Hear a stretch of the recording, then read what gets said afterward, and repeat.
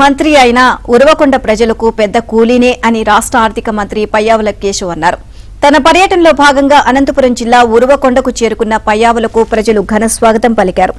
1994 నుంచి 2024 వరకు అనేక కష్టాలు, కన్నీళ్లు, కరువును చూశామని పయ్యావులు గుర్తు చేశారు. చివరకు కాలువల్లో నీళ్ల కోసం పోరాటం చేశామని, తనకు అన్నింటిలోనూ ఉరవకొండ ప్రజలు అండగా నిలిచారని తెలిపారు.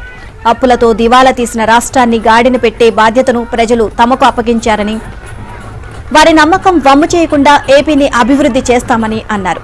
ఇక ముఖ్యమంత్రి చంద్రబాబు నాయకత్వంలో ఆంధ్రప్రదేశ్ రాష్ట్రాన్ని అభివృద్ధిలో నెంబర్ 1 గా తీర్చిదిద్దుతామని మంత్రి పయ్యావుల కేశవ్ తెలియజేశారు.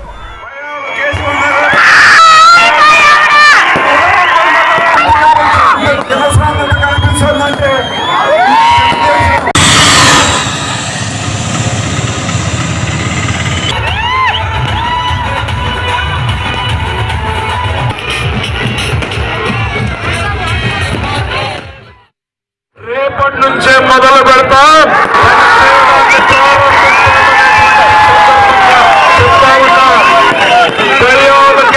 నిద్రను మానైనా సరే చెప్పిన మాటల్ని ఖచ్చితంగా పూర్తి చేసేందుకు ప్రయత్నం చేస్తాను అనేటువంటి చెప్తున్నా.